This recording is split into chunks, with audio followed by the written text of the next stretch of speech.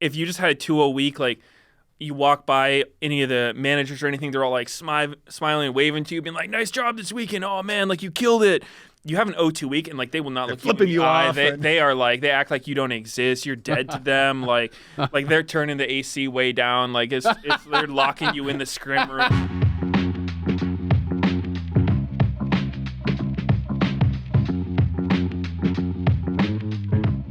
Hello and welcome back to The Dive, Season 8, Episode number 5. Woo! Thank you, MasterCard. That was left over from our opening day. I just saw it in the hallway and I had to blow it up. The LCS is going on a 2-week break now, but The Dive is not. We never stop. Nope. Content machines. Going to keep pumping it out for you. Don't worry. Yep, gonna have a dive episode each week like regular, but we are now going to be on that 2-week break. Games will be back March 2nd. There will be some content, though, coming out, not just the dive. FlyQuest is also having a show match series this weekend. It's going to be Saturday, 1 p.m. PST, so normal LCS time. It's going to be on FlyQuest LCS, or FlyQuest Twitch channel, I should say. I know Captain Flowers is casting it, and I know at least the first game, I think, is going to be the FlyQuest LCS team versus their Academy team, and then maybe they're going to do some other stuff after that. I've heard there maybe is some other stuff that's in the works. Surprise. Don't know. Got to tune in and then you'll see. If I was the LCS team, that would be like such a nightmare because there's no winning for you. You're expected to win. You must absolutely You're expected pound to them. stomp. And here's the thing, though. Every time you're on an LCS team playing against your Academy team, they don't play like humans. Like, they play to try to ego you. They play to try to be like, look, I'm better than this guy. I deserve his spot. Yeah. So it's like any even matchup is like a level 1 all-in lane. It's crazy stuff. It should be interesting to watch, but I don't envy the players. Do you think so sometimes I feel like because of that in show matches, players will just pick joke picks. So like, well, I wasn't trying. Like, you know what I mean? Why Like not? sometimes people just go with the absolute troll pick. They're just like, well, I picked Yasuo support this game, I was just having some fun.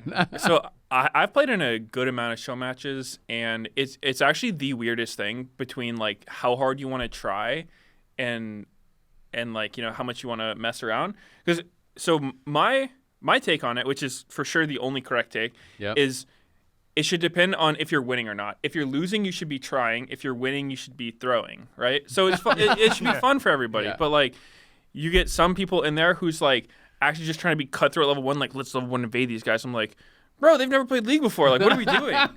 I've played a lot of the content creator ones. And stuff. Yeah. That's I've rough. played a lot of show matches, and since I lost the first 7 of them probably, I became really focused on winning and really, really, really try hard. One of the most painful ones was at MSI, where I had Cloud Templar as my top laner. And we set up this whole plan where I was going to start enemy red buff. We invaded, we got the vision, and then I was going In to a come... show match, by the way. Yeah, in a show match. Okay. And I was going to come level 2 gank top lane. And I was on the way. I literally had one camp, enemy red, and I was coming level 2 to top lane. And he all-ins and dies before I get there, like on the first minion wave. And I just lose my mind. Did they have question mark pings in the game at that time? Yeah, and I did not use them. I'm Really? I would have. I have said a 6. I have a on lot of cooldown. restraint.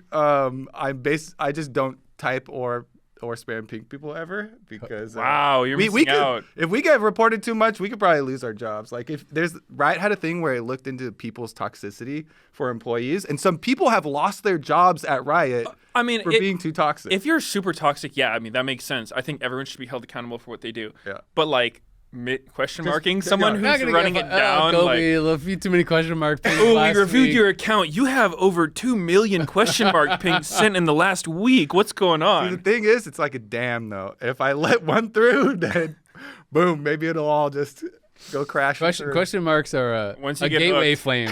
It's a Yep. gateway flame. It leads to more dangerous flaming. Yep. Exactly. Next thing you know, there'll be Reddit posts about Kobe being the most toxic player on the server. I've been a jungler for 12 years. You know what's trapped in here? Some Trauma. Lots of There's trauma. lots of trauma. Speaking in of there. show match trauma, you remember when we did the Civil War, the Canada versus USA. Canada versus US? Did you play in that? Because you would have been in LCS. Did at that I time. either played or was coaching it. I remember I was involved in some way. I think you're a coach. I think I was coaching. Okay, I just remember because Kobe, you were playing Warwick, And Kobe had this history of losing every show match, and so he really wanted to win. And so he was playing Warwick, and our bot lane was, I think, Smoothie and Wild Turtle, and I was playing top lane, and I think we did Hooney as our Canadian mid laner, and then I think Jat was jungling or something. But anyway, he went bot at level 6 with Warwick, and he ults in, and Smoothie did like a Camille hookshot, and it interrupted his ult, and he was so mad. Yeah, that the hookshot overrode the Warwick ult. Basic ability, it just is stronger than your ultimate for a champion. Well, super tilted. The way you can tell which interaction is going to win out in that is you have to look at release date. Yeah, exactly. Warwick's way too old to win any of those. That was a funny one. I actually played a game of Warwick recently because I played against the dog guy on the ladder. He just mains it. It's actually decent now. Bro, that champion is so clunky. I cannot play Warwick and then want to play him again for like a year. I don't know. So every once in a while I'll be like, Warwick could be fun here. Then I play him. Nope. He was not. That was awful. The thing about when your E goes off and you have that delay and then the auto attacks before you start getting your attack speed with the W, it's just so annoying. The one thing that's clunky that I have fully like mastered though is the Q timings for holding Qs to follow people's flashes. I laugh every time. My team and enemy team is question mark pinging after that happens, and you laugh every time. No one knows how that works. I swear. People will like E flash, and you're still just. It's so fun. It's so fun to be on the side of the winning bullshit. Yeah, there you go. I feel like there's actually a lot of those interactions in the game where things that people fall for every time, even though they should know about them. So the one that I've gotten away with for so long is the Elise Repel. And so like you run up to a wall, you have no way of getting out. Like you're trapped in the Baron or Dragon Pit. You repel. And then they'll drop a ward. No, they drop a ward so I can get out because they want to see where I'm going. But like, there's nothing for me to go to, and then they let me out. It happens so frequently. I'm just like, how do you still mess this up? That's really funny. And with some champions like Warwick, I feel like people just legitimately never play against that champion. They just forget what it does. Yeah, they don't know the mechanics. That's some of the one trick advantage stuff. If you play a really random ass champ, people do not know how your champion even works. They don't know when they win, when they lose. It almost feels like the game doesn't even know because it also looks just ridiculous. When Warwick holds Q and follows you on flash, you're just like, what the hell just happened? You're like pinged right over there. Yeah, that's pretty funny. It's pretty funny. Also, we had the bet last week. So, Kobe, which were the two teams you took? You took NRG and FlyQuest. And Meteos and I still thought Cloud9 was going to win. Yep. Which is looking a little bit worse maybe after this week. But either way, so the loser's gonna have to eat an entire lemon apparently on the dive. Yeah. Which I've never tried this. I don't know how horrible that's. I don't know why a sane person would try that. So I'm in the same boat. I just don't even eat lemon slices. Like I'll squirt some lemon in my water. That's about as close as I've gotten to this. Yeah, I can't imagine it's pleasant. So I'm needing C9 to bounce back here. Yeah, go on. Yeah, good luck, guys. I feel confident. There is a world where we all lose if NRG, FlyQuest, and Cloud9, none of them win. True. The way that we drew up the bet, we could all lose if like 100 Thieves win or something. True. Well, we'll have to see how it works out, and we'll obviously I guess that'll have to be a post-split thing because we said win the whole split, so we wouldn't get the payoff until after the split. But anyway, we're gonna jump into LCS a little bit here. Again, 2-week break. We're gonna be back March 2nd. But we just came off of week 4 of the LCS. There's only 2 weeks remaining. So we have, a regular week in week 5, and then we have a super week to finish it off in week 6. So 5 games remaining for the teams. And so we thought we'd maybe do a little bit of like a power rankings look back, look at like what the standings are now versus kind of what we expected. And there is quite a bit of change, I have to say. Just going down the dive aggregate, there's some variance between who we kind of picked and where. But Cloud9 1, NRG 2, TL 3, Fly 4, Shopify 5th, 100 Thieves 6th, and then we had Dig at 7 and IMT at 8 would be the dive aggregate. And then the reality is obviously Fly 1st, 100 Thieves in 2nd is a big shocker, TL in 3rd, NRG, C9, and Dig all tied in 4th technically, but it's a 3-way tie, and obviously pretty surprising to see C9 tied down there. And then Shopify and IMT down in 7th. I have a proposal that we go about this with the order of the current rankings. Sure. Because that feels more positive. We're like, wow, FlyQuest, they did better than we thought we did. Yeah. And then when we get to Cloud9, then we'll get to Cloud9. Wow. Wow. And Wow, look at you. we'll address that topic as well. So let's go FlyQuest. start with FlyQuest. And the best team in the league, there seemingly has been no time where I feel like a lot of us were accounting for some training time when you're bringing back some pros who were not in League of Legends professional play at all last year and Inspired in Bwipo, and then pairing some of these veterans with the young bottom lane, and not having complete faith that was going to work right out of the gate. But FlyQuest 7-2, and they have not only not had a lot of problems in their games, but it feels like the players have bonded really quickly, which is so important in League, in most team games, to be fair. But they're so complimentary of each other. You have Bwipo going up afterwards, super hyping up their young bottom lane, and it just seems like they've got the correct recipe to stay at the top of the standings. Yeah, I think the question for me with Fly was like, how's their bot lane going to do? Because, Bucio's still fairly new, but I think they've done pretty well. I think they had like the one game where they got smashed really hard bottom, and they kind of got blown out. But I think what you were saying about veterans coming back after a break is because I've done that a couple times where, I took a split or a year off, and then I came back, and I usually get pretty nervous when that happens just because, how behind am I going to be? Mm-hmm. But every time, it doesn't feel as bad once I'm actually in it and playing. It's like it all comes back to you, like you can't forget it kind of thing. So it is cool to see Inspired and Bwipo doing well, even after taking a break. And yeah, I think they've definitely overperformed expectations. I didn't think they'd be bad, but first place, pretty good. Yeah, no, absolutely. I think I've been really impressed, with the team in general. But similar to what you guys were saying, for me, my big question was like, were they going to be able to get enough out of their bot lane to consistently take down top teams? And I wasn't sure that would happen early on, that it would take some more development time. Even just from talking to their coaches and stuff, I think they even thought it was going to take more development time. And that's kind of a theme with some of the teams at the top, because talking Golden Glue's like, yeah, I'm surprised too. Like some of these players are just stepping up and doing a really good job. Jensen, I think, has also been really kind of consistent. He's not doing anything like really creative or out there. He's kind of just playing control mages and doing well, right? He's basically just spamming Orianna Azir. That's it.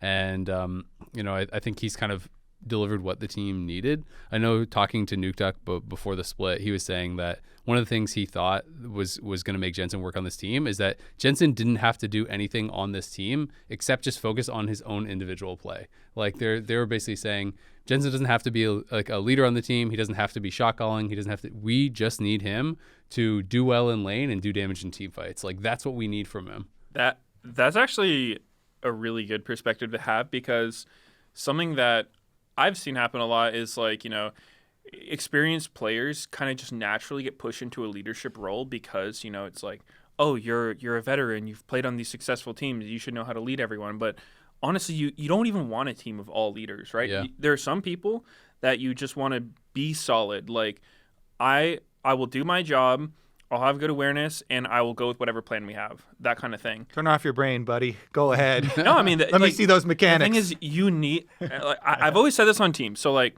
in my mind, the most important person, like, obviously the shot caller, like the leader, that is an important role. But what I think the secret most important role is like the guy who's backing up the calls. The guy who's like, okay, guys, like we got to listen to their call. Right, exactly. Because let's go Baron. Like, hell yeah, Baron's a great call. Yeah, dude, the thing is, on C9 initially, I feel like we had that with High. Like High was our shot caller or whatnot. He made a lot of the calls, and we'd always back him up. And even if someone wanted to fight it, they'd be like, no, F you, like follow the call kind of thing. And so I think that's super important, because if you have a team of everyone who's like trying to make calls, but no one actually wants to listen and follow, like that's going to be so dysfunctional. And this is a team that could have had that, because Bwipo talks a lot about League of Legends, both in and out of game. Inspired has a very clear-cut plan on how he wants to play, and that's seemingly, from what they've been saying, the main one that they've gone for. And Busio also really wanted to take a shot calling role. So I think that one of the cool things with this team, and you saw it just this last weekend when they set up the map split where Inspired comes to zone off this Twisted Fate AD carry my God. for the first like That was so 5 waves, and Tactical's on 1 CS. That was so nasty, bro. Right, it's just The one of the excitement around that lasted for 30 seconds. Dude, it was crazy. Like, I watched him walk up and try to last hit the first wave, and I said, "Yep, this is doomed." Yeah.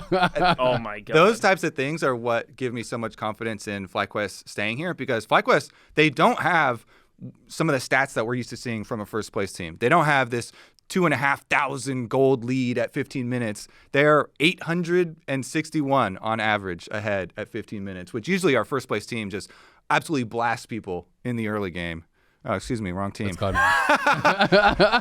That's so awkward. That is awkward. Oh God, let me look at FlyQuest. Please also not have. Please also 861. Please also 861. They're up 317. So they don't have a crazy early. That's game. even worse. Nice. That's even better for my point. Like I was saying all along.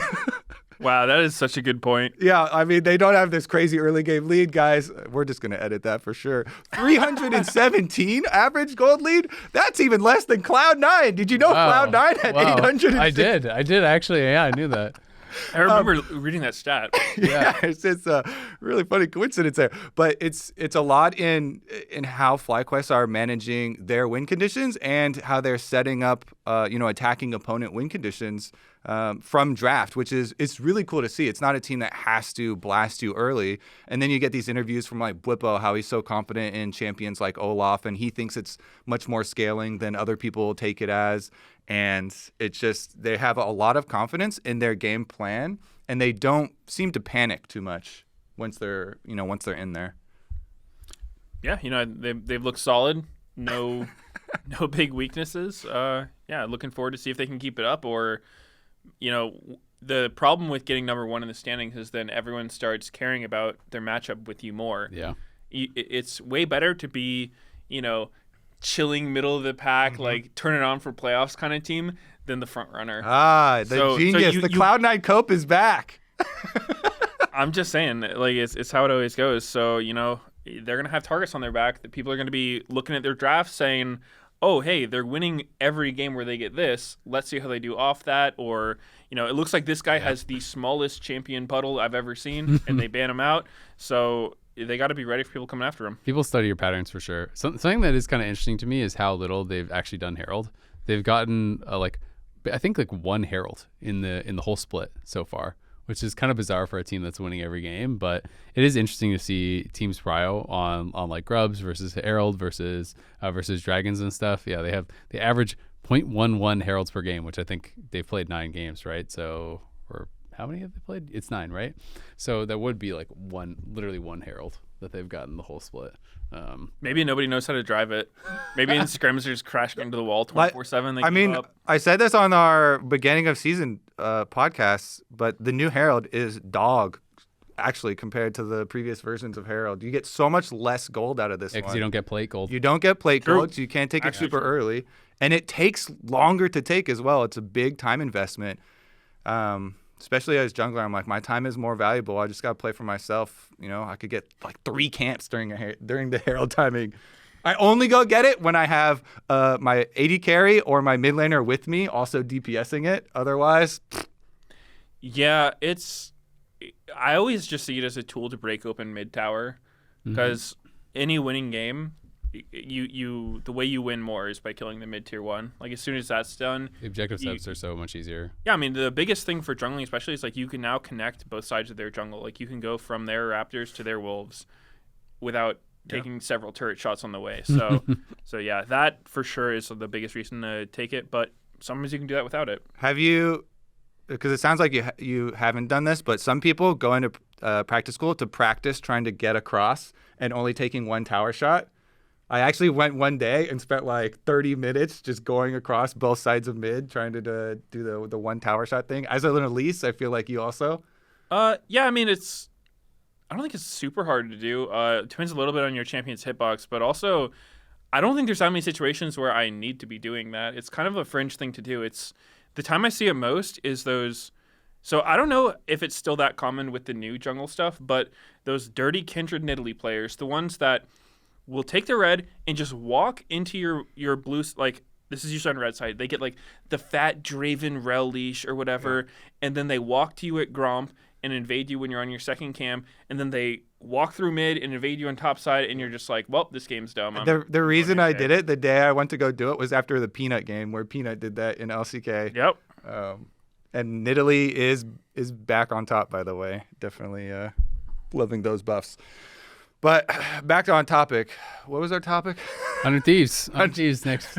Nice transition there. Perfect topic. They are in second place, 6-3. I think one of the biggest surprises, I would say. I mean, FlyQuest is in first. We had them aggregate fourth. But I think they were a team that we like kind of saw that could be in contention. Art of Thieves, I don't think anyone really believed this would be an actual contender. They were, their aggregate was sixth basically, 5.63. Kobe had them in fifth. We had them in sixth. But they're in second, right? And they're in sole possession of second place ahead of a lot of teams that people thought were going to be way better than them. I think it is really surprising. Like I said, like I talked to Golden Glue. Golden Glue's like, yeah, we're surprised too. Like everyone is surprised by this team. I think, like, if you guys remember, talking to Golden Glue, one of the funniest things was, and talking to a number of different people about Sniper, was people talking about, okay, this guy just has very little game knowledge. It's going to take a long time for him to adjust to LCS. It was like the Rumble thing, with didn't realize his abilities did anything different when you had more heat and stuff like that. And there was just like a number of examples like this about him where they're like, he intuitively plays the game really well and he has good mechanics, but he doesn't have the knowledge to necessarily succeed on the LCS stage yet. Like he'll maybe get there, but he's actually doing really well. Like he's been solo killing all kinds of experienced top laners. He's been laning well. I feel like he's largely been playing with his team well. Yeah, there's been some oopsies, but for someone who was kind of sold to me as someone who's like this raw, like, I was expecting him to get blown out of the water most games. Plus, all the other LCS top laners, I feel like, were trash talking this guy, saying he's not shit, right? Like Licorice, when he came on a guest, was saying, yeah, not that impressed by Sniper, he's not that good. Impact was saying he's not very good at all. Bwipo's mission of like making sure he doesn't win Rookie of the Split, he's not good. Like he has actually really performed super well. He solo killed Dokla, Fudge, and Impact all already as far as top laners to add to the head hunting Sniper roster. He's been doing super well, and I think this last weekend actually for me I was super impressed with him because I've been maybe a little bit more on the like reserve side because we've had so many stories of new players. They play solo queue on like 8 ping, they beat out all the pros, and then they come to LCS and they're kind of like average. But Sniper's been kind of exception to that. He's looking super impressive solo killing people, but what impressed me the most this weekend was the Aatrox game he was playing, and I don't remember exactly who they were playing against, but is that the one where he killed Fudge? I feel like he killed Fudge in the Aatrox Udyr matchup. I'll pull it up for you. Well, he solo killed in both of his games this weekend. It might have been C9. So he played Aatrox versus Olaf against Fudge, and then versus TL, it was Aatrox versus Impact on Cassante. I think it was against TL, but he had this team fight where he I remember his team was contesting through mid and then he was on a flank, like contesting through bottom side, and it was so good how he was spacing. Basically, he was. Oh, I remember this around Dragon. Around Dragon bottom side. He kept baiting them to go on him, but then getting out like 2 different times. He was just creating so much space, not by necessarily going in and doing the classic like Aatrox. Oh, I'm super fat. I'm going to try to 1v9, kill everyone. But he was just going in to get their attention and then backing out. And I thought that was super smart. It's something that I think takes a ton of game sense to actually get to that level, to realize, okay, I don't need to be like actually hitting someone the entire fight. I can bait, I can create space, and then find my opening. And so when I saw that, I was like, wow, this guy is actually really good, because I don't know many players who would play it like that, and it was like real incredible. It is more of a veteran thing for sure, because you have to really walk the line, right? If you're too far back, you don't draw any attention, and if you're too far forward, you just int. So it is cool to see that when people can actually play that, because especially like you say, for a rookie coming in and doing that, like that doesn't feel like the rookie move kind of thing. The rookie move is more like, okay, he has good mechanics, he got a solo kill, but then he threw late game or whatever. The rookie move would be either you are so nervous all you do is ARAM group with your team and stand there, or when you do have your flank, you get in your head and you just flash in suicide. So, I mean, he showed a lot of good restraint, kept his head cool, and yeah, I'm kind of on the sniper train. I think I for sure am. It's looking real good. One of my favorite things is how excited he is just walking around the studio, being here at the LCS. Because we have a lot of players that have been here for a long time, and they're just like, oh, yeah, business as usual. Yep. Hello, walking down the hall. But Sniper's like jumping up and down. He's like, oh, hey, up, getting super excited for every single game that he's about to play.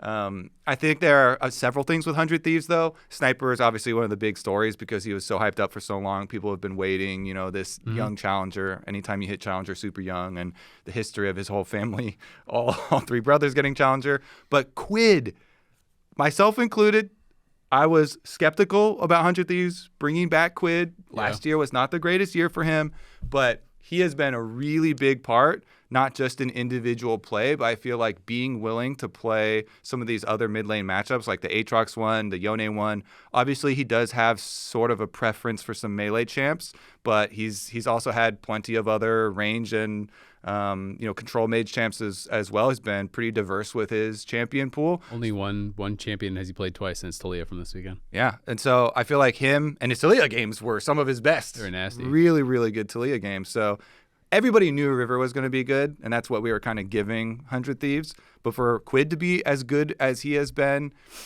in addition to Sniper and River and even the bottom lane, is really cool. Oh, coaching staff as well. Golden Glue and Spooks, who they got from Golden Guardians. For them to be able to craft those counter drafts like we were talking about with Shopify Rebellion, I feel like they have had definitely some of the better drafts within the entirety of the LCS. Yeah, I would agree. I mean, I think Quid, I want to say it was his Saturday game against TL. I thought was the best game he had played. Is that the Talia game? Yeah. Yeah, that was... They were both Talia games, but... Oh, okay. But that one was nasty. His Talia was something else. He was just hitting, like... double knockbacks. He was hitting, like, W without setup every fight. He was getting really crazy ults. Oh, the one...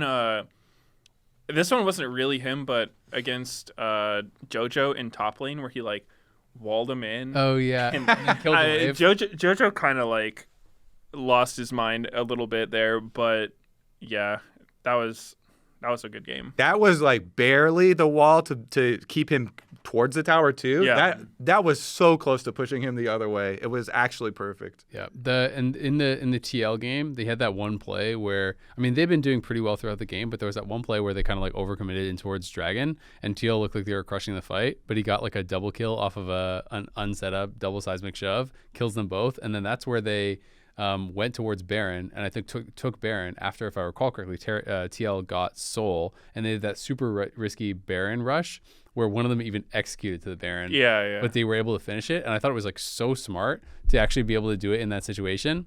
And him getting the double kill kind of sets that up. But it's been really cool because it's fun to see players prove themselves and kind of prove some of the faith that an org had in them, correct? Because everyone was roasting this guy last year, obviously. Like he came in, he had a bad year, and I think especially when you are an import, there's extra pressure on you to perform in that way because the expectations are that you have to be not as good as the other people from the region. You have to be better or you're not worth the import slot, right? 100%. So for him to come in and kind of have a pretty bad year, people were roasting him. And then they stuck with him anyway, and he's been able to perform so much better. So I think he's kind of changing a lot of minds about him, and he's making 100 Thieves look obviously smarter for keeping him. So that's been pretty cool. What do you guys think about Meech and Ayla so far? Because I feel like most of the talk about 100 Thieves is always about the top side, but Meech, obviously another really young player. He's Canadian, so he's an NA player, and he seems to be doing pretty solid as well. Yeah, I feel like their bot lane's been solid. Ayla's actually a player that has kind of quietly impressed me most of the time. He's not like the most like loud player, I guess. He doesn't have super memorable performances, but I feel like he's just always doing a good job. And with support, that's kind of what you want. So much of it is the vision game, which you can't always understand when you're watching from like the spectator POV because you see everything, right? But just getting the map set up, playing lane well and stuff. I think Ayla's been doing a good job. before we jump to TL, who's in third, do you guys think now that 100 Thieves is legit? Like, was the power ranking wrong? Are they going to finish up near the top, or do you think that it's going to kind of come back down to earth? It's so hard to say because with power rankings, when you look at a power ranking, it's like, okay, top half good, bottom half bad. But the reality is you're comparing it to other teams. And so I think 100 Thieves is good. Like, for sure, I think they're an impressive team. They're playing well.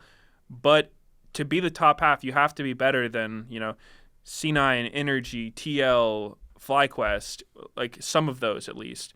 And so, NRG and C9 are for sure slumping right now. Will they be able to stay better than them? I don't know. Okay. I think that'll be tough. So 2 teams go to MSI, I believe, right? So let's put it at that. Are they an MSI contender or not? Because they're second right now. I wouldn't give them 0%, but I wouldn't bet on them making it. Yeah, contender is pretty loose because right now the league is really close. So and they're in second place. So 100%, I feel like you have to say they're a contender. If you want to make it really difficult, then you would have to make people commit to are they going? Yeah. Probably not. Then that's the feeling I'm getting here, yeah. and I kind of agree with that. But I do think they have a shot, and it would be really exciting to see a team like that, be able to actually pull it off. Yeah. All right, let's move on to TL, another team that I think it's fair to say is definitely surprised. They are sitting alone in third place at 5-4. We had them at third, so they're at third. So I guess it's not that surprising, really, but. I think they've had a solid split. They haven't been amazing, but they've kind of just been somewhere in the middle. I don't know. It's kind of hard to talk about them, I guess, in comparison to where my relations are, because I feel like my expectations for them were higher as far as if I'd guessed their record, I would have thought third had to be better than this. But the league has been more competitive than I thought, so it's they are still in third place, which is where I predicted them, but they're doing it with a less dominant record, I guess, or a less dominant performance than I kind of thought they would have had. What about their actual play too? Because I feel like there's been a lot of things that have been really consistently necessary in their wins. Impact is always playing Udyr. Yeah. They a lot of their wins are scaling, are kind of scaling, and I'm concerned. And there's a lot of points. There's a lot of points in the game where I don't know. I just feel less certain about the victory. Yeah. I mean, I literally brought that up. I think it was week 2 when after week 1, they did an aggressive bot lane game 1, lost, went scaling, full scaling, game 2, won.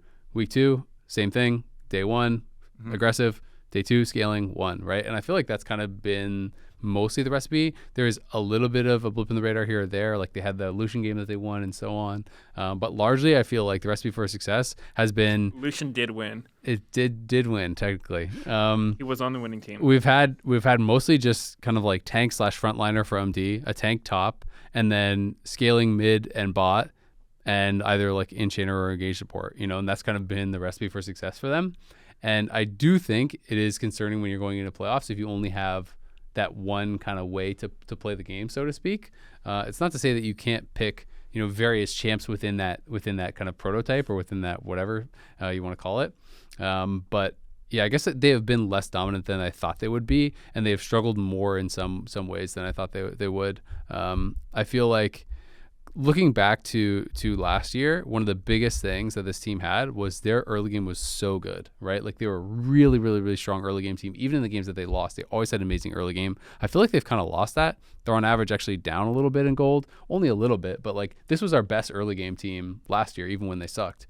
And it doesn't really feel like they've solved their late game problems either that they had from last year. So it kind of just feels like mostly when they win, they just have kind of outscaled. So that's my concern for this team, even though they are third and I've ranked them third. Yeah, I think that's totally valid criticism. I share some of those concerns, though I will say I feel like if you're going to be a team that is kind of locked into this meta golem way of playing, if you will, it's a good time for it. It's a really good time because so many of the meta picks, especially with Zeri and Smolder coming into play, it looks like it's leaning towards scaling. Yeah. And normally when you have that, you want a frontline top and jungler. Support can kind of play whatever. He can play another tank or an enchanter. And then there's Azael, Orianna, Azir, Corki. There's so many mages that are playable right now. Even, Ziggs for APA, of course. So I think they will still have enough stuff to play, even if they're, kind of committed to this like very standard gameplay. You don't think he'll be able to be punished for it? But then Maybe. But then we have Umpty level 1 flashing over the Baron crazy. wall on Xin Zhao, and then in the interview afterwards, he's talking about, and I don't care after I die. I was just like, fine, you deserve that kill. I'm still gonna play like a psychopath, and then he kept on doing it. So I feel like this team definitely can. Umpty and Core JJ always likes to play that way as well. Core JJ I feel like his whole history has been way more towards Nautilus and Rel type of engaged champions than the, Enchanter type champions as well. So I do feel like this team has more to show us. It's just they're running out of time to do it a bit. Their most recent game against Shopify, I think, was pretty good. They were playing like Ignite Top Rumble. Like you said, Umpty was invading everything. That invade where he flashed over the wall was so crazy. The most embarrassing part is that Vi saw him do that. Like, she finished her red and then was going to Krugs, and she just sees Xin Zhao flash in. Like, if I saw that, I wouldn't for sure missing ping it. I'd be like, what did I just watch? So, yeah, even though that play didn't go well, he was playing super aggro all game. And I like the way that he was playing, because some of those fights, like, there's no way he knew he was going to get out of those fights. Like, I remember him going in, like, 1v3 into, like, the bot side jungle at, like, level 4, and then getting out at 1 health and setting his team up for a good fight. So that kind of stuff, I think that's good. It's good gameplay. Like, you're putting out a lot of pressure. You're setting up your team for success, making it hard for the other team to play. So I want to see more of that for sure. And I think definitely core on like engage type champs, like you were saying.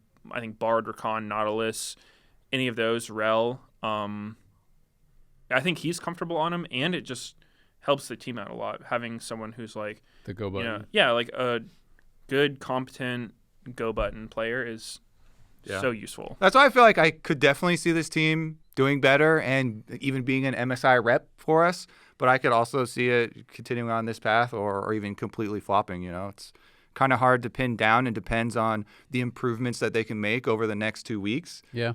I do have a lot of I'm definitely super biased because I'm good friends with him, but I also have a lot of faith in Spawn as a coach. And also biased, love me some Spawn. And so, it's funny because I'm like super biased for a lot of the coaches and players in the league. Friends with so many of them, but I do feel like we're in a very unique situation where we've never had a 2-week break before, and we're starting to go down the list of now we're getting to the teams where we're consistent storyline is going to be what can they fix and change over this big 2-week break. Yeah. Team Liquid is just the tip of the iceberg as we get to the next tier with NRG and Cloud9, teams that were expected to be at the very top. I actually think my hot take is I think the teams that are doing poorly are going to benefit from this break so much more than the top teams. I think that obviously, like, I could be totally wrong, but I think FlyQuest and 100 Thieves are not going to level up as much. Send it again. They just want to keep playing.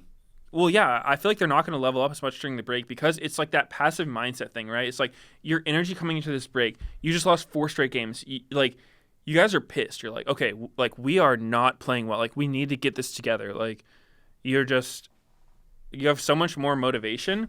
Whereas FlyQuest, like, first place, baby. Like, what's up? Like, we're in playoffs. We can chill. Like, let's just keep doing what we're doing, kind of deal. And it's like, obviously they're good, but I feel like, especially for an extended break, having that extra motivation, like that fire, is actually gonna help a lot. It's funny you say that because I heard, I don't know if this is 100% confirmed or anything, it's just rumors, but I had heard FlyQuest was actually they're the only team that's gonna take times off scrims, so they're taking a break. To relax and reset a little bit, which could work really well if it avoids burnout and stuff. But how are you burning out after 10 games, bro? What? I'm just saying, like it could be a nice little reset. Or you shouldn't need a reset. This I'm just started. This is the shortest LCS split we've ever had.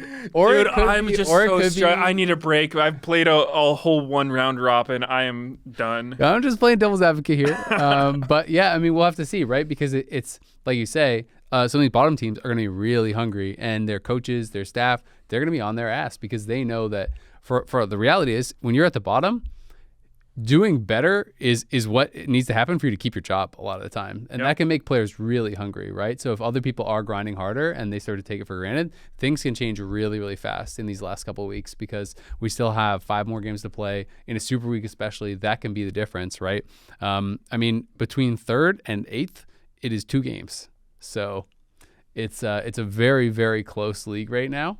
And with that, we can jump into the next clump. It is 3 teams. Did you have something else you want to touch on first? I was just going to say, to a similar point that you brought up at the beginning of the show when we're talking about the FlyQuest show match of LCS team playing the Challengers team, and it being kind of like a lose-lose for the LCS team or like a draw at best, you're expected to win. It's kind of a similar thing when you're talking about who's going to benefit most. Will it be the teams at the top? I mean, them benefiting looks like, you stay at the top, whereas the teams at the bottom have so much more to gain. Well, you could. I don't fully agree with that because it's not like 100 Thieves and FlyQuest are just like we're flawless teams and there's nothing we can improve upon. I think if you're being lazy about it or you're not hungry for it, like what you're talking about, then yeah, the teams at the bottom are going to maybe learn more from it. But it's not like you couldn't be cooking up new picks and new strategies and working on different things during this 2-week break to try to come back and be a more complete team or be a team with but it's new more things. Difficult to. If you're at the top, it's more. If you're at the top, there's it's less more obvious. There's less obvious. That's things the to work point. on. Yeah, because I mean, I've played a good amount of LCS, and just the entire atmosphere of the team. I've dabbled in a bit of LCS. The entire atmosphere is so different. Like, if you just came off a 2-0 week or an 0-2 week, like, if you just had a 2-0 week, like, you walk by any of the managers or anything, they're all like smiling and waving to you, being like, "Nice job this weekend. Oh man, like you killed it." You have an 0-2 week, and like they will not look flipping you in the you eye. off. They are like, they act like you don't exist. You're dead to them. Like they're turning the AC way down. Like it's they're locking you in the scrim room. Like it's crazy stuff. So absolutely, I think obviously no team tries to get complacent. Everyone takes measures against it, but the reality is just it's harder. Like you don't have that like actual physical like pressure put on you that feel like that pain physical of losing. pressure. Yeah, no, it's a real thing. That's why I think discipline is so important, right? It's setting your schedule, setting your goals, setting your and just keeping the same routine, win or lose, right? I think is incredibly important. And I do think that there's a reason that some players are able to maintain, their performance at the top for so long, and other players are more peaks and valleys and so on. And I think a lot of it has to do with discipline, right? Like there's a reason that some players have been able to be, successful for so long. I think that they're less affected by those external pressures. They're better at handling it or whatever. Like guys like Impact who have literally his career is 10 plus years at this point. Yeah. He won Worlds over 10 years ago. That's insane. It's and he's still going. Insane, right? And he's doing really well still. And almost unanimously, you talk to any top laner in the league, they'll tell you Impact is legit. He's really, really good. Even when he goes international these days, he still does well against like the big name LCK and LPL top laner. So it's like it is obviously doable to kind of maintain your level of performance. But I hear you. It's obviously a lot harder, I think. To stay hungry when you're at the top. On the other side, at least they have it in their mind. Bwipo, even after week 2, he was tweeting out how happy he was that even after their wins, the team was immediately discussing what they could have done better. That being said, even if you have that on your mind of like, oh yeah, don't get complacent. It's still difficult sometimes. Yep. All right. Well, we got a big clump of teams next. 3 teams tied in 4th. Some surprising ones down there. NRG, C9, and Dig. One of these is not like the other. No. Only one? So NRG and C9 were our 1 and 2. Well, I mean, you wouldn't think if you didn't give me any of the records or their placements and you said NRG, C9, and Dig were all tied, I'd be like, yeah, Dig's having an incredible split. Yeah. Which, I mean, maybe they are, but it's also like NRG and C9 are... This is in our power rankings. Number 1, C9. Number 2, NRG. And number 7 for Dig. And they are all tied. Yeah. That's crazy. How is Dig... I don't know. Dig is coming off a 2-0 weekend, by the way. Yeah. Where Dove was smurfing. They're quietly just playing really well. And I like watching their games, too. They're doing stuff. XU is very fun to watch. He's super active. I feel like almost every single game he's been in the enemy jungle on his first clear, doing something. He's going to make something happen. Yeah. You got to respect it, especially too for a player who I know he played in the LCS for a bit before, but like not a lot of LCS experience. I think this is the first time he's been the intended starter in the LCS. I think he played when they swapped in a whole academy team after it was like season was boom kind of thing before. But I respect the fact that if you're coming in here as a player who like was aggressive in academy, you're still trying to maintain that in the LCS, because I feel like we've seen so many times players lose that kind of identity and that play style. Kenby is a really good recent example to me, where there was so much hype around him, coming up through 100 next and then 100 academy and all this stuff. And then he gets to LCS and he's just like on tank duty every day, when he was known as like Graves, Kindred, hyper aggressive, all this stuff. So I think it's kind of cool that XU is keeping that more aggressive playstyle and that more aggressive identity, which, also the coaching staff deserves some credit for that too, like for giving players space to kind of play their way.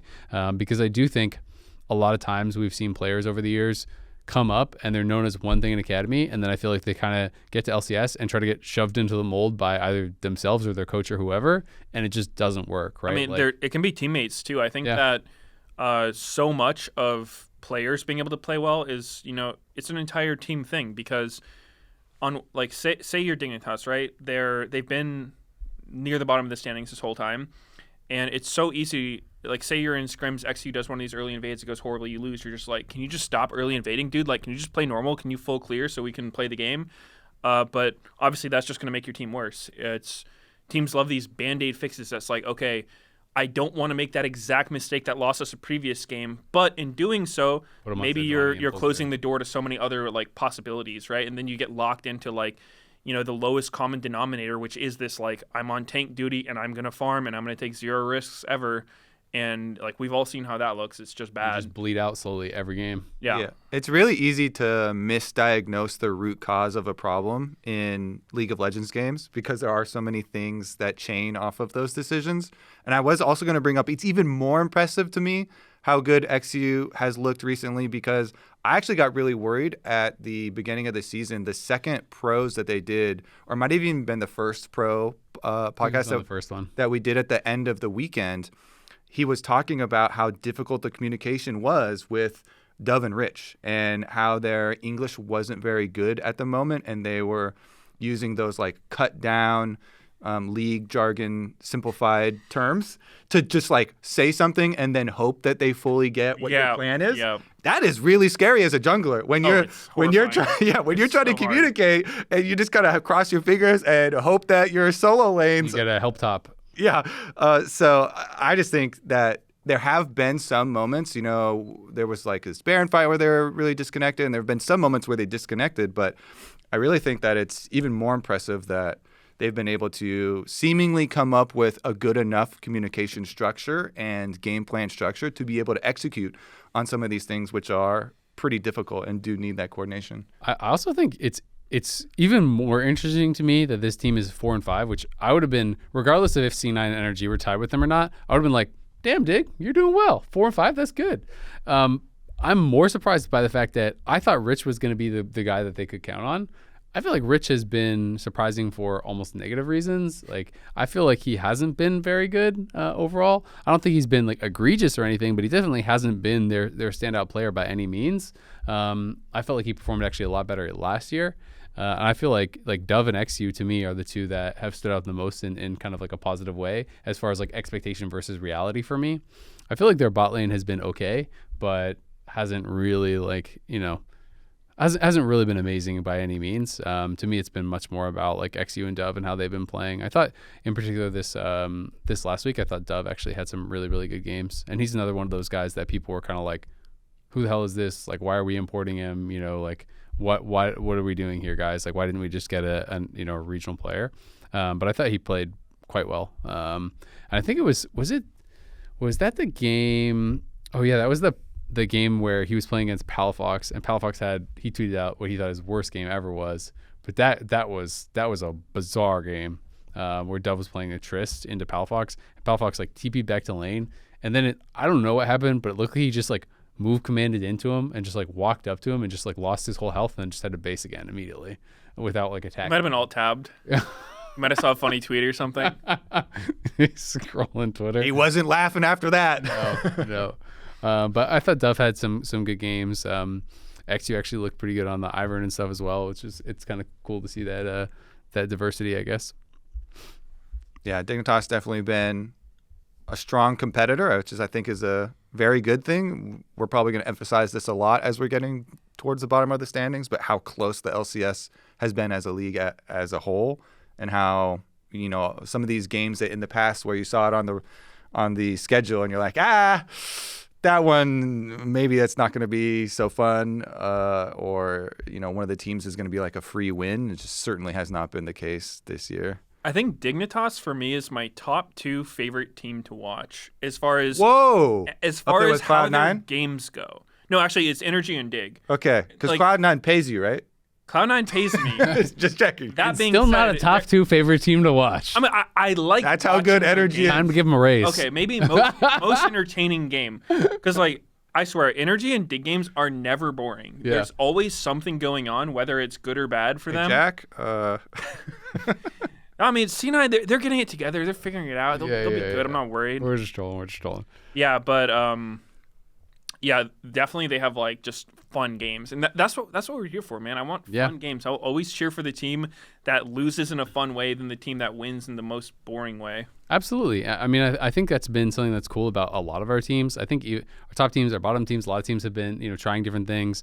Shopify and Immortals will obviously get to them later, but like they've been cooking stuff, and those are the teams that are tied at the bottom. So I agree. It's been a lot of fun. Do you guys want to jump into NRG a bit more? Because they're now on a 4-game losing streak. So when we were doing our predictions, everyone thought, okay, by the end of the split, they'll probably finish second. But I know when we were talking about, we're like, but they might start slow. They might, you know, we've heard some rumors they're not really practicing a lot. Things aren't going that well. They're going to start slow, but they're going to be really good by the end of the split. They actually started quite hot. They started 4-1. They were up at first place, and now they lost 4 in a row. And this last game was really, really rough that Palafox Oriana won. So they're kind of like, it's making me a bit nervous of like, are you going to get together? Like, are you actually just not going to be a good team this split? Or are they still going to be able to kind of do what they did last split, which is just like make it to playoffs, then turn it on? I don't know. I'm definitely convinced that they are a good team. They are for sure, and this is one of the topics that we thought they were going to have to tackle, dealing with the pressure of being the previous champion, and you get so much dopamine from winning the LCS, then going to Worlds, and everyone is cheering for you when you come back to NA like you're the hero because you beat G2. You did so many good things in the last year that it is really hard to live up to that and maintain your position at the very peak, and you have lofty goals for yourself as well. And then they did make only one change, but it's a change in a role where, from what they're saying, Ignar wasn't actually talking that much, and he talks a lot, and they already had a lot of people who talk a lot. And so not only are you now dealing with these super high expectations, but you are incorporating another piece that is a super big voice and has a long history, with FBI and in the LCS in general. And so it does feel like, that thing is something that they're still wrestling with. And the one issue that we thought of, it'll be slow start because they took the break, that wasn't an issue. But this, like, fully, coming to grips with a new mindset really is. Because when you're the mindset of the underdog and the perma underdog, these players have been underdogs for years and years and years, not only because, they were on NRG for that year, but also the history of all of them being demoted back to, academy or working their way so long through the, upcoming ladder of professional play in North America, that this is the first time, and for a lot of them, except for Contracts, of course, who started on Cloud9 and went to Worlds, for them to have these types of expectations. And so I think that is probably the thing that they're going to have to spend the most time on in this 2-week period. I think they are a good team. I think they could, easily climb back to the top. But so you're not doubting the power ranking? There's a reason why I also chose them as one of my 2 teams in my bet. Yeah. So you still feel good that they should make MSI? I think so. I definitely, because the league is so strong, okay, There's no guarantees. Fair play, another team pushes them out, but I do still have a lot of confidence in this team. If they don't show a pretty big improvement after the 2-week break, though, then I will be extremely worried. And that goes for Cloud9 as well for me. Yeah. These two teams are, for me, it's the most important 2-week break for any of the teams in the LCS. Oh, yeah, absolutely. This is a little bit of a tangent. Did you play with Ignar before? No. Okay, I could have sworn you were on a team with him, but I guess I'm trolling. It was interesting because Revenge was talking on Hotline Online League, and one of the questions they got asked was, who is like the best teammate you ever played with? And he said Ignar. And he was talking about how Ignar is just insane teammate. He's like really, really funny. He like really knows, like what is important to review and like key things in the game that people need to improve upon and stuff. And I thought that was interesting because he was basically saying it's like, yeah, there's only one change, but like it's an Ignar diff. The team's just not going to be as good anymore, even though who he is obviously a really good player and did really well last year for Golden Guardians. He seemed to be of the opinion that it's like, yeah, NRG's not that good anymore because they don't have Ignar. That could be true. Ignar has been pretty solid on a lot of different teams that he's been on. NRG does not look as good as they did last year, but I don't know. I think whenever there's like such a small sample size of games, it can be so many different things. Like when I'm looking through the champions they've been playing, like FBI is kind of playing some random stuff, right? Like I'm seeing 0 Varus games. Like I guess the meta is changing with Smolder and Zeri coming in, but a lot of that can just be like you had the wrong meta read, so you had some bad weeks, but that doesn't mean you're a bad team. I think what makes players good is like how do you play as a team, your overall awareness, your reads on situations, how you play team fights, that kind of stuff. And they're all good players. Like, I have no doubt that NRG can still be, near the top of the standings. They could probably make MSI, although I will say they're not looking that good right now. It is interesting though too, because with the meta moving back towards Zeri, I know a lot of pro players have had some really like negative things to say about FBI Zeri when they talked to me in the past. Like they're saying this is one of the champions that like this guy just cannot play. And I know statistically it kind of supports that a little bit. It's like his worst win rate champion out of like anything with very many games at all. Like he has a 41% win rate on Zeri. Kaisa is a 78% win rate. Ezreal and Aphelios are his other two most played. Varus is up there, which is kind of weird that he hasn't been playing. Kaisa buffs next patch. Oh, yeah, Kaisa, there you go. We'll be right back to it. The thing is, AD carries have this selective memory where they forget how good Kaisa and Xayah are until they start playing them again. They're just like, oh, these AD carries who are unkillable and do infinite damage, I guess they're still good, guys.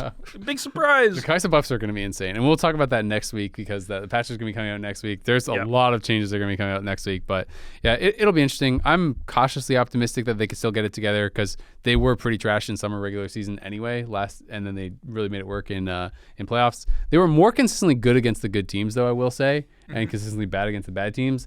This split, they've kind of just been like they were really good. Now they're bad. So maybe it was just chance then too. There you go. It's all just luck. League of Legends, first luck to last. Into a 2-0 in G2. Yeah, either you win or you lose. 50% chance to beat any team.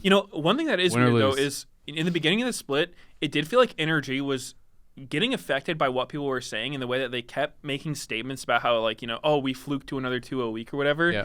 And anytime I see that, I'm like, you really shouldn't be focused on that. Like, as players, all you need to do is focus on how do I get better as a team? How do I beat my next opponents? As soon as you start buying into what the fans are saying, it's like, you start like identifying with their narratives and stuff. I feel like it's never helpful. So hopefully that's not getting to them too much. Yeah. Even if you're aware of the possible ego with winning the split and going to Worlds and all that stuff, it's still always going to be really hard to keep in check and focus. What about Cloud9 though? Because we got to move over to the other team in this tier. Cloud9, I saw they tweeted out, "We're so back" after their scaling win, which was over NRG, I believe, and then they immediately back to another loss. It was like was it really a loss? It was a throw for sure. I mean, they got a pentakill. Like I don't know. You debate. Were they trolling Meteos? Probably. They were playing for the Penta, and then as soon as they got that, they felt like they won. And I felt like they back. Low key. So I didn't super examine it, but I think I was casting this game, if I recall correctly, and I remember when I was watching it, thinking they could have just ended instead of chasing for the Penta. Yeah, it did kind of look like that. It's hard to say for sure because, they would have had one more person defending it. Yeah. But it was for sure a throw. I mean, they won one game and they hard threw another. And I don't know. I can't doubt these guys. The probably biggest... Contractually obligated. I will lose money if I... No, I'm just kidding. I literally cannot doubt them. Jack is following me everywhere. Send help. No, the one criticism I will throw them is Vulcan is still kind of like, underperforming a little bit compared to the expectations because he was really good. He had the off year on FlyQuest last year, and we were all expecting him to bounce back in a big way, but he's still not looking that great so far. Like he's had some misplays. I know he's not happy with the way he's playing, but it could just be the champions as well. I want to see him, kind of like what we were saying about Core. Put him on the playmaking champs. Put him on like Nautilus, Rakan. His Bard was okay. His Bard on Saturday, that one play. The flash Q towards Raptors. But imagine if it hit. Imagine if it worked. No, that was pretty gross. I feel like historically, that's been one of his better champions too. No, like I always kind of thought he had a nasty Bard. His game following that one, he picked Bard again. He played a lot better in the loss. Yeah, he did actually play a lot better in the loss. But that was. Did you think that there was anything to just like, okay, you're saying is a monster throw in the second game. Do you think, though, that it was like a narrow win condition type game as well? Because it did feel like it was pretty hard for JoJo to do anything against that team comp, it felt like. I remember, so it was Melio, Varus, Talia, Vi, and Aatrox. And it just felt like if they couldn't get like a multi-prong type flank, like, that type of fight, it was so impossible for them to just like walk at this team. You have Sejuani ult, which is so easily answered by Melio. And then every time JoJo tried to do anything, he just got 100-0 in the Shroud. Like, I remember on one fight on mid lane, he's coming from the side on mid lane. He gets violted, gets his Shroud down, and he just gets seismic shoved out of it and Varus queued, and he's just dead. I was super impressed by 100 Thieves that fight. That was another one of the examples why I was like, wow, this team's actually legit. Their team fighting is good. Yeah, I mean, I think it was River and Sniper were both sort of like posturing up to bait JoJo to go for the flank because, from JoJo's perspective, it's like, okay, they're going in. I remember, I think it was Blabber got jumped on, and then as soon as JoJo shows up, they Vi ult him, they Aatrox combo him, they Talia combo him, and like you said, he threw down the Shroud and just died immediately. And that is like such heads-up play. They were all ready for it. They're saying, okay, as soon as Akali goes in, we're just going to kill him. They have a Zeri and they have an Olaf though. I feel like if their Olaf was in a position to be a much bigger carrying force in that game than he ended up being, and they have Berserker on Zeri. So I feel like their actual possibilities for winning were fine coming into that, with even given the draft, because it's like they have a lot of good tools. I still feel like even though Quid was playing insane, I felt that Talia was causing them the most problems. Yeah. But yeah, I definitely feel like there were some play opportunities rather than just some like draft stuff. I mean, especially after the Penta for sure. I don't think it was totally in a draft. I mean, there was also like, I think Berserker gave Sniper a 1K bounty right after the Penta as well. I didn't exactly see how that happened. He died bot lane by the tier 2, I think it was. Yeah, he died near Krugs, but like... I think they kind of overstayed and 100 Thieves like respawned and came out and killed them or something like that. Something like that. But either way, you probably shouldn't be giving a 1K bounty to an Aatrox. So, yeah, I think C9, they're getting back into it. I think they're one of those teams that you put them in a best of series and they're going to turn it on. So... yeah, just best of one things. What do you think then? I just think it's so funny because yesterday I was repeating so many times. Not yesterday, the last episode that we did. Yeah. If you're trolling 50% of the time, then you're like just a 50% team. And they did it again. They 50%. One game troll, one game not troll. Well, that's a lot better than their 4 losses team before that. And they won the first 3 before that, so they were storing it up. Oh, okay. They're storing up the luck. It's just like, I don't know how many... I'm done giving out like, we threw or trolling passes, I guess. Yeah. No, me too. I mean, they have some real problems. It's interesting because I feel like the most flame I've been seeing is definitely towards Fudge. And then their bot lane, I feel like, is starting to get quite a bit of heat. JoJo, I feel like, has largely just kind of been getting a pass. Everyone's kind of like, oh, JoJo's really good. Team needs help him or whatever. But I will say this Akali game, he was insane. That was one of his worst games. He was insanely useless. Yeah. Yeah. And he was also had the craziest farm like of all time. It felt like early game. He's playing melee versus ranged, and he was at, I want to say 225 CS at 19 minutes or something like that. It was something ridiculous. I know that the stats people said like out of like LEC, LCK, and LCS, it was the second highest total farm in the like of the year of any player. And it was like in like a quote unquote like losing matchup. You should be like not being able to farm that well or whatever. And then by the end of the game, he's down 150 or 160 CS or something, and like it didn't feel like he could get anything done. I do think that 100 Thieves did a really good job answering him. But yeah, I mean, I don't think that it's all just like team issues or this or that, like things that you can kind of just say, they trolled here, they trolled there. Like there clearly are some individual play issues, and you know, Vulcan has been getting criticism, Fudge has been getting criticism, but I think that, you know, JoJo's had a bad game definitely too this weekend. Yeah, I think everyone on C9 has kind of had their fair share of moments where they don't look very good. The Berserker Lucian game was horrible. That all in we talked. You guys ready to eat some lemons? They'll be fine. Nah, but that just happens. Like I think when your team is going through struggles, you know, you're trying to figure out how you want to approach different problems. I'm sure if you go to any team, you'll find players who would view the same situation completely differently on how you want to play it. Yeah. And so when you're still figuring it out, you're not totally on the same page for what you want to do. That's when you get these games where like, you know, someone's just like you're not fully engaged in what's going on right now. You're thinking about like, you know, okay, what am I supposed to be doing in this situation? You're not playing naturally. You start making mistakes, and so I'm curious to see how they do after the break. I think they'll be quite a bit better. You know, if they manage to figure it out how they want to play. Yep. No, it'll be interesting.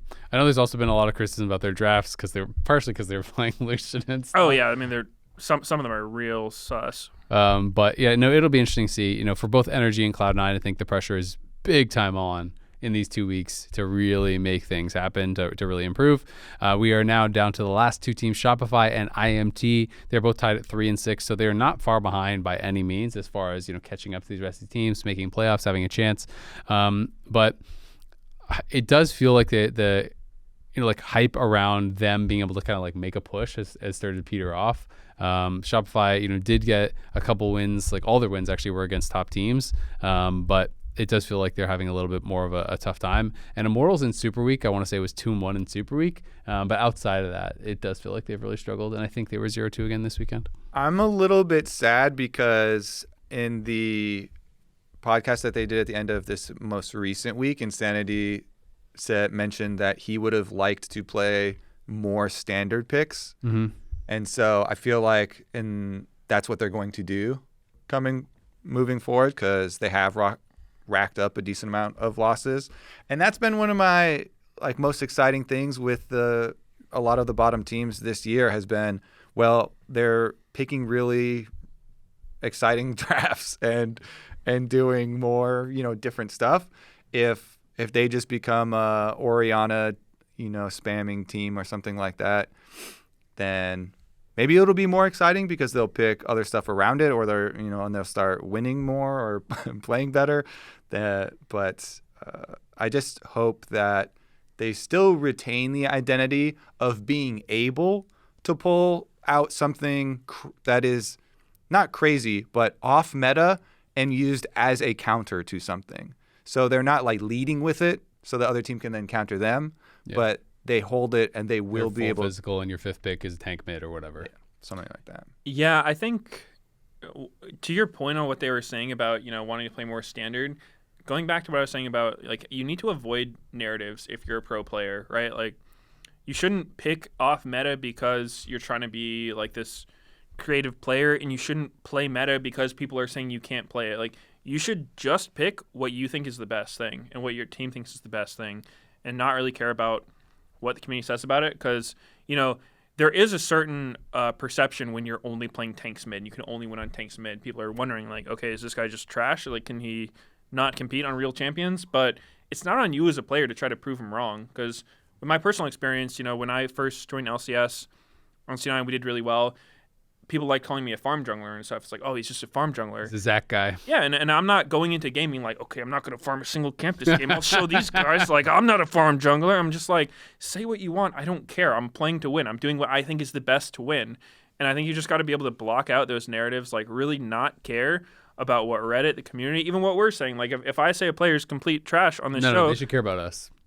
I mean, the players should absolutely not. Like they might, but it doesn't help them to do that. Like if I say a player is completely awful and then they win a game, they're like, I'm here to prove Meteos wrong. I'm just like, why, man? Like you should be playing to win. Yeah, to his credit, Insanity was just saying that he was directly asked about the like narrative, and he was like, well, I don't like it and I don't agree with it. And he wasn't saying that now he wants to prove it wrong and play more standard stuff. He was like, no, he always thought that things were best used more sparingly or more as counters, and he doesn't pick them just because they're like seen as crazy from other people. He actually thinks that is the best thing. So that gave me a lot of confidence, and a lot has been said too with all of these players that have played with Revan, the coach, that one of the things he does best is empower them to play what they specifically think is strong. And he identifies like, okay, what is our best way to play League of Legends?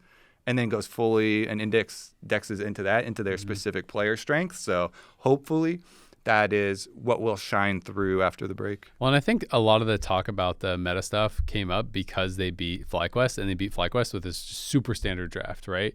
And everyone was like, well, why weren't they just doing that the whole time then, right? But obviously it's like not always that they're going to be able to replicate this results. And so much that I thought that Boogie was really good in that game on the Wukong and got giga fed on the Wukong, and that champion from ahead with other ways to actually start the fight, like the Rakan with an Orianna behind you as well.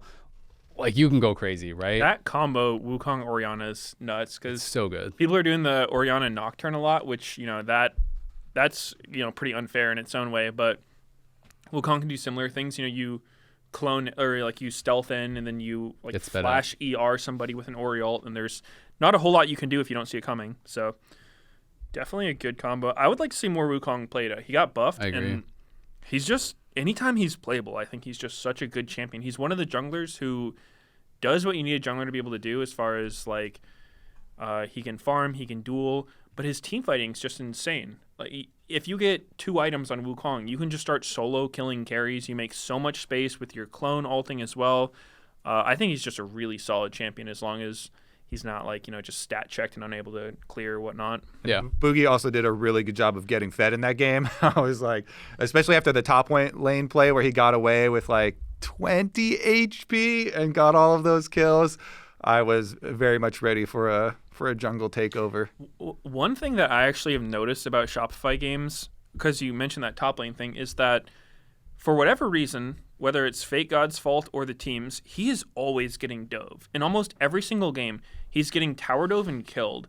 And, it's not necessarily a problem that happens ever, but it seems to happen most games. And I don't know if it's just like the way they're setting up the map, he's unaware that this is coming. If he doesn't care that this is coming, he's just going to tank the dive, because in that play where Boogie got really fed, I watched it afterwards and I was like, why is Wukong not there? But he was taking the dragon. Yeah. And so the other team's just doing the classic thing, okay, we can't contest dragon, let's make a cross map play top. And then Fake God, just insta-died to it. He tried to defend. It's like, I don't know if he wasn't aware that they were coming, or because it seems hard for me to believe that their setup is like, yeah, like we'll just tank this dive top, I'll die, we'll TP in, we'll die, we'll get them all low, Boogie will come clean up. It's like, that's not a play you can orchestrate. It just happened to work out for them. And so I do wonder a little bit about the team and like how their communication around top lane is working, because like Fake God gets dove and killed, like I would say most of their games, which when you watch other teams, like the top laner isn't in that situation as often. So yeah. Definitely something that maybe they should look at. I feel like it's also it's always hard to know what the cause is when you're just watching the game from standard spectator, because you're not getting to watch just that lane. It's like, did he mess up his trade so he got chunked out and they got to stack the wave on him? Did he like not thin the wave enough to prevent the dive? Like, is it a fault of how he's playing the matchup or the waves, or is it a fault of his team where it's like they're leaving him with no vision and no help and no covers on the dives? But either way, it's like at the end of the day, I will say like that is one of the most important things for top laners is understanding like how to give up the minimum without dying a lot, right? Yeah. And I do think that's something that really good top laners do seem to have that kind of sixth sense of when, okay, no, I actually just have to back off here. I actually have to, like sacrifice this. I have to give up that when their team is playing the other side of the map. And I've always been so impressed by some players. Impact obviously is always kind of known as someone who's really, really good at this. It's like you can watch a game sometimes where you would be getting focused. Your team is playing not towards you at all. You're having to back up, give up waves. And then you look in at like 18 minutes, 20 minutes, they're down like 10 CS. And it's like, it literally didn't matter at all, right? And if you can kind of keep it to that bare minimum, which is way more difficult than it looks, but if you can do that, it's so good for your team because then all the advantages you got on the other side of the map are really going to outweigh that, right? Yep. Whereas if you make that big mistake, you try to greed for it, you try to defend the dive 1v2 or whatever, and you die, then the floodgates can start to open, and all of a sudden, like Thanos just comes down from the top lane with 4 kills and 2 towers, and your team can't really do anything about it. Yeah. Absolutely. All right. Well, our last team is Immortals. They are down, predicted to be 8th. They're tied for 7th. I will say, to their credit, I do think they're a lot more competitive in the games than I thought that they would be. 3 and 6. They're not that far behind, where a lot of these other teams are. Again, only 2 games back of where TL is, I believe it is. So obviously still in striking distance. And like I have been happy that they have been really competitive. But at the end of the day, I do think that they're still struggling to find like a consistent way to win. They're struggling to find like a clear identity. I think Olay has been fun to watch, and Olay has been pretty solid. Yep. I think Castle has been kind of struggling. He's had some good games, but his Aatrox ones were really good. Yeah, the Aatrox versus Yone everyone's popping off about. That was like really crazy. Cancel like four of Yone's spells in a row or something like that. Rich got played. Yep. Rich's Yone was not it. I'm sorry. Like, it's a little bit sus. it wasn't good. Yeah. It was not a good Yone game.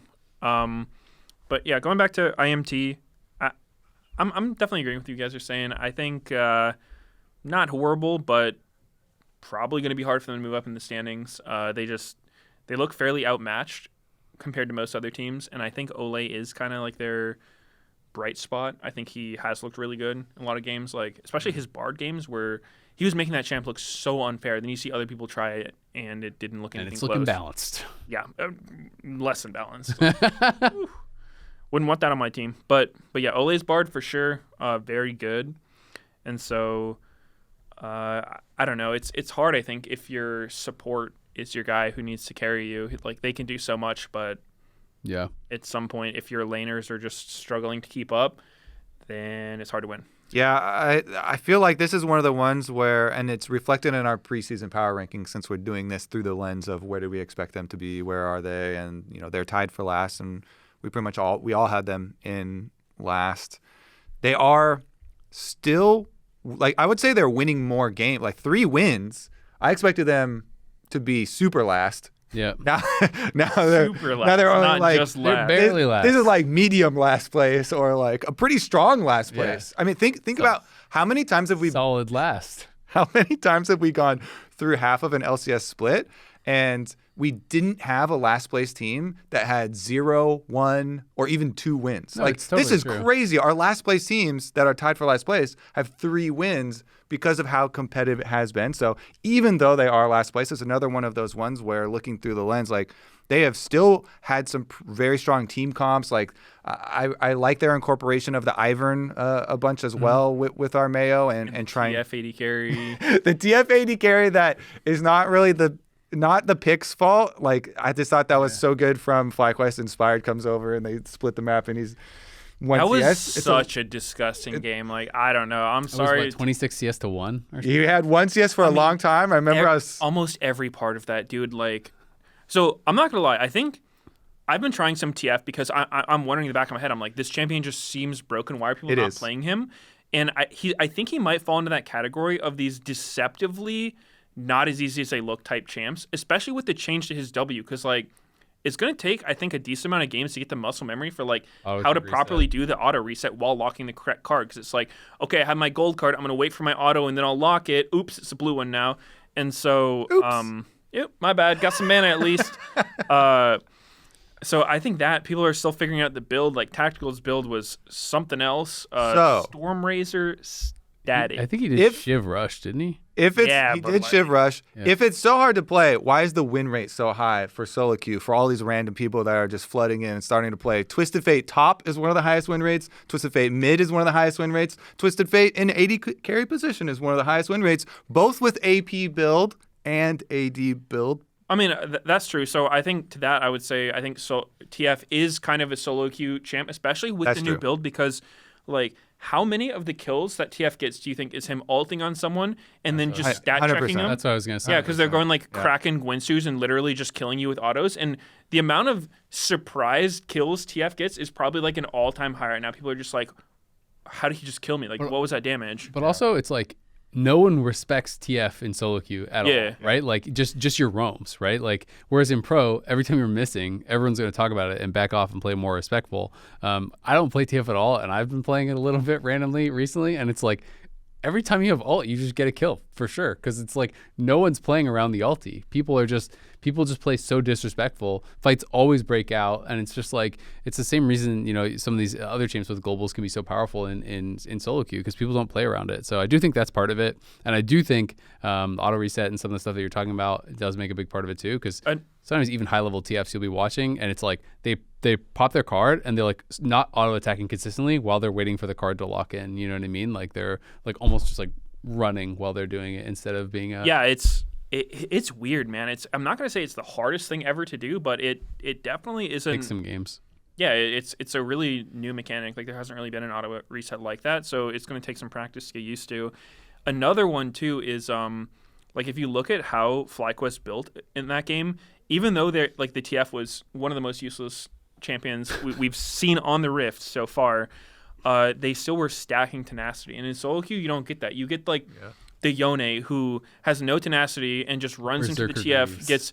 gets 2-second gold card, and it's just like, where's my team? In reality, but like Inspired went like Wits End, Sterix, Mercs, at least 3 tenacity items already. 0.1 second gold card. Yeah, I mean, I don't know what his runes were either. It could have been even more. So like AD carries will always go cleanse when they're like thinking about it. And so TF definitely a champion that is going to probably always do better in solo queue than competitive play. But I think that maybe if there's some pros who put more time into him, he could still be a really good champ. Yeah, and Mask played our first Hui as well for the LCS, so I've definitely I still enjoy watching Immortals games.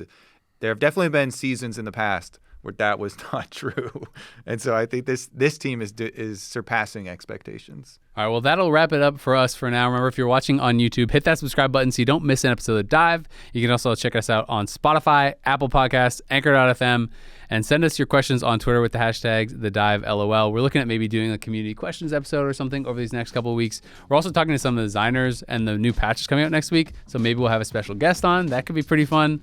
Remember, the LCS is on break. We will be back with games March 2nd, so look for that.